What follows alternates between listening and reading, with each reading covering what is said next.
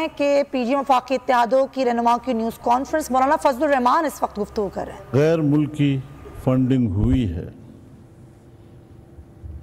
اور election commission کا جو فیصلہ آیا ہے، اس فیصلے کے روح سے بڑی صراحت کے ساتھ اب وہ صادق اور امین نہیں رہے بلکہ کذاب اور خائن بن چکے ہیں۔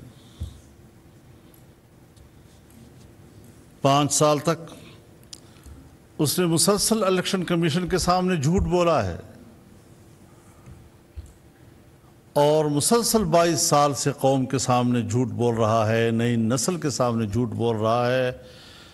آئے روز اس کا بیانیہ تبدیل ہوتا ہے، حکومت میں آنے سے پہلے کچھ اور باتیں کرتا، حکومت میں آنے کے بعد پھر کچھ اور باتیں کرتا، قول کچھ اور ہے، عمل کچھ اور ہے، اور جو کچھ کہتا رہا بڑی آئیڈل قسم کی باتیں، لیکن جب عملی میدان میں آیا تو پاکستان کی تاریخ کا ایک نااہل حکمران ثابت ہوا۔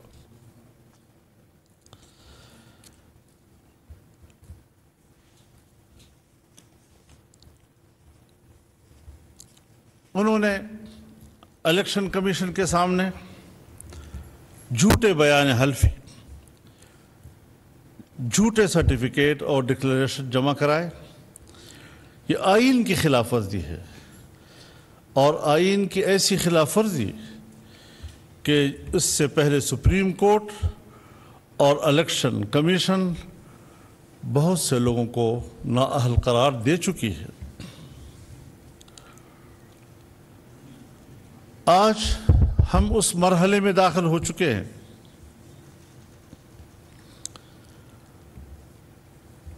کہ صاف نظر آ رہا ہے کہ اس نے ریاست کو اور ریاست کی عمارت کو زمین بوس کرنے کے لیے عالمی سطح پر مدد حاصل کی ہے، بلکہ یہ ایک عالمی ایجنڈے کے طور پر عالمی امداد حاصل کر کے اقتدار تک پہنچ کر پاکستان کی ریاست کو اکھاڑ پھینکنے اور ملک کے خاتمے کے لیے اس نے اقتدار حاصل کیا۔ ضروری امر یہ ہے کہ آج پاکستانی قوم اور ہر وہ ادارہ، ہر وہ جماعت، ہر وہ فرد جو دفاع وطن کے جذبے سے سرشار ہے اور دفاع وطن کو اپنا فریضہ سمجھتا ہے، لازم ہو گیا ہے کہ اس وقت وہ ریاست کے ساتھ کھڑے ہوں اور ریاست کی بقا اور اس کے دفاع کا فرض ادا کریں۔ اب کوئی دوسرا آپشن نہیں رہا ہے۔ فارن فنڈنگ کیس میں ہوشربا حقائق سے یہ ثابت ہو چکا ہے کہ وہ ایک غیر ملکی کٹ پتلی ہے۔ لاکھوں ڈالر، اربوں روپے غیر ملکی ایجنڈے کو پورا کرنے کے لیے وہ سیاست میں لایا۔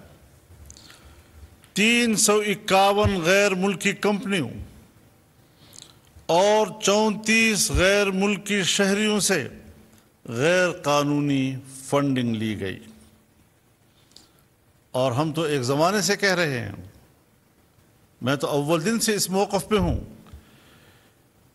کہ اس نے اسرائیل سے بھی مدد لی ہے، اس نے ہندوستان سے بھی مدد لی ہے، اور آج جو حقائق سامنے آئے ہیں تو فنڈ دینے والے شہریوں کا تعلق اسرائیل، بھارت، امریکہ، کینیڈا، ڈنمارک اور فن لینڈ سمیت کئی ممالک کے ساتھ ہے۔ میں یہ رائے رکھتا ہوں کہ جن ممالک کے نام یہاں آئے ہیں وہ پاکستان کے خلاف بطور ریاست کی ہی نہیں سوچ رہے، بلکہ پاکستان کی اسلامی حیثیت اور ایک اسلامی ریاست کے حوالے سے ان کی سوچ دنیا کے سامنے آئی ہے۔ یہی ممالک ہیں کہ آج جن ممالک سے ان کو فنڈ مل رہا ہے وہ پاکستان اور پاکستانی نظریے کے بارے میں کیا سوچتے ہیں.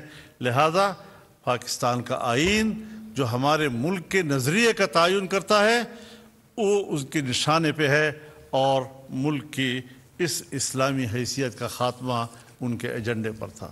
جو ملک سامنے آ رہے ہیں ان کے اس فنڈنگ سے یہ اندازہ لگ رہا ہے کہ ان کا ایجنڈا کیا تھا اور انہوں نے اس کو کس ایجنڈے کے ساتھ پاکستان میں ان کیا تھا. 13 بینک اکاؤنٹس الیکشن کمیشن سے چھپائے، 16 بینک اکاؤنٹس انہوں نے الیکشن کمیشن سے چھپائے.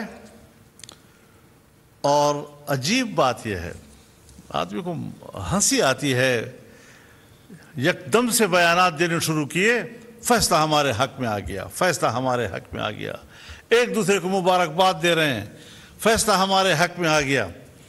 لیکن تھوڑا سا جب ہوش آیا تو آج الیکشن کمیشن کے سامنے مظاہرہ کرنے کی کوشش کر رہے ہیں کہ ہمارے خلاف آ گیا. بھائی تمہارا کل کیا ہوش تھا، تمہارا آج کیا ہوش ہے؟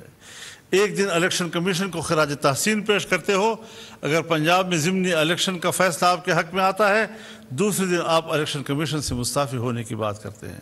اور آپ کو یاد ہوگا میں نے بنو کے پریس کانفرنس پہ یہ بات کہی تھی کہ اب وہ فوری طور پر ٹرن لے رہا ہے اور الیکشن کمیشن پہ دباؤ ڈال رہا ہے کہ وہ مستعفی ہو. وجہ کیا ہے؟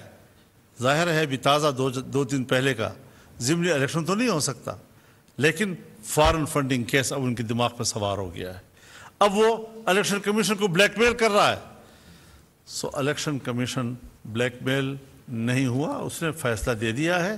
لیکن یہ 2013 تک کے اکاؤنٹس کا حساب کتاب ہے. جب ایک دفعہ 2013 تک کے اکاؤنٹس اس طرح کی چوری کی نکل آئے ہیں تو اب ہم سوچتے ہیں کہ 2013 کے بعد کا بھی حساب لیا جائے ان سے. ہم کوئی مدعی نہیں تھے ان کے خلاف، مدعی بھی ان کی پارٹی ہی کا ایک فاؤنڈر ممبر تھا، اکبر ایس بابر صاحب. انہوں نے جس استقامت کے ساتھ اپنا مقدمہ لڑا اور انہی کو سرخروئی ملی ہے. الیکشن کمیشن ایک ادارہ ہے، وہ ان کے حقائق کو نہیں جھٹلا سکا. ثبوت فراہم کیے ہیں تو اسٹیٹ بینک نے فراہم کیے ہیں. وہ ایک ادارہ ہے اور ان کی حکومت کے دوران میں کیے ہیں. سیکورٹی کمیٹی اگر اس نے ان کے خلاف رپورٹ دی ہے تو ان کی حکومت کے دوران میں دی ہے. ایسا بھی نہیں کہ خدا نخواستہ ان کی مخالف کسی حکومت نے ان رپورٹوں کو زبردستی نکلوا کے الیکشن کمیشن میں پیش کروایا ہے. تو اس اعتبار سے یہ ضرور تھا کہ 8 سال سے التوا میں پڑا ہوا ایک مقدمہ کیوں پڑا ہوا ہے، اس پر ضرور سیاسی لوگوں نے بات کی ہے. لیکن دعویٰ کرنا، مقدمہ چلانا، اس کی پیروی کرنا، اس حوالے سے ثبوت پیش کرنا، سیکورٹی کمیٹی کی رپورٹ، اسٹیٹ بینک کے معلومات، یہ سب کچھ اس کا تو سیاست سے کوئی تعلق نہیں ہے. یہ تو سب اداروں نے کیا ہے اور حقائق کی بنیاد پر یہ سارا کچھ کیا ہے. 2014 میں یہ مقدمہ ان کے خلاف دائر ہوا تھا اور پھر اکبر ایس بابر صاحب نے 2011 میں ہی، جیسے کہ ان کے بیانات سے ظاہر ہوتا ہے، عمران خان کو ذاتی طور پر ان تمام غیر قانونی دھندوں سے اور ان جرائم سے آگاہ کیا تھا جو ان کے بیانات کہتے ہیں. تو پھر اس کو یہ کہنا کہ جی مجھے تو ان چیزوں کا علم ہی نہیں تھا، یہ پھر ایک عذر لنگ ہے، بدترز گناہ ہے. اس قسم کا عذر وہ کیسے قوم کے سامنے پیش کر سکتا ہے کہ مجھے پتہ ہی نہیں تھا. اپنے دستخطوں سے بینک اکاؤنٹ کھلوائے اور الیکشن کمیشن کے فیصلے میں وہ تمام رپورٹ تفصیل سے لکھ دی گئی ہے. بینک نمبرز، اس میں آنے والے تمام رقوم کی تفصیل، ریکارڈ बता रहा है कि इमरान खान के अपने दस्तखतों से आने वाली दरखास्तों पर ये अकाउंट खोले गए। स्टेट बैंक ऑफ पाकिस्तान ने हज़ारों दस्तावेज़ात पर मबनी नाकाबिल तरदीद शवाहिद इलेक्शन कमीशन ऑफ पाकिस्तान को भिजवाए। ये record state bank of Pakistan ने पाकिस्तान भर की तमाम बैंकों और मालियाती इदारों से जमा किया था।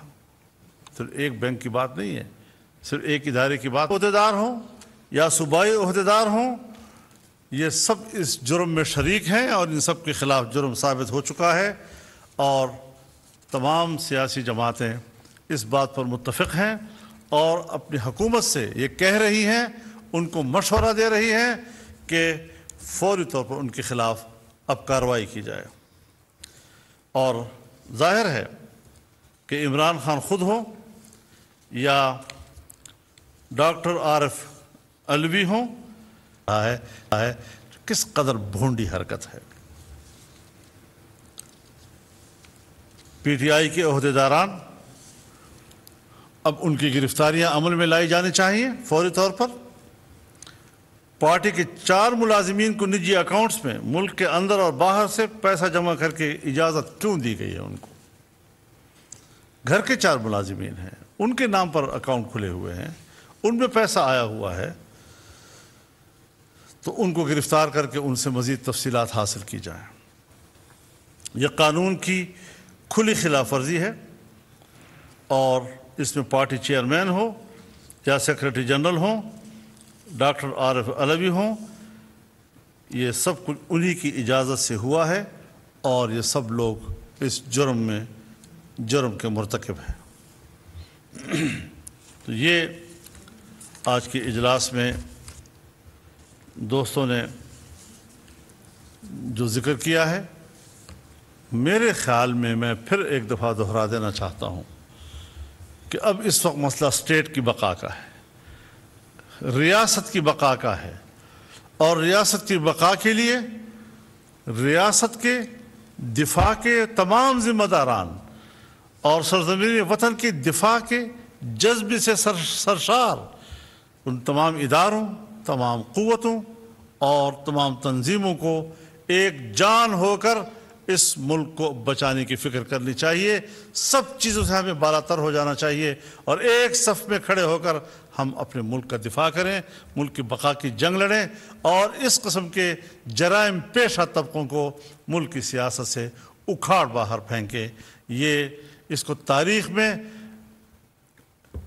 एक अलामत बना देना चाहिए इबरत का, ताकि आने वाली नस्लें इस किस्म के लोगों के अंजाम से इबरत हासिल करें। खुदा हाफिज़ जी।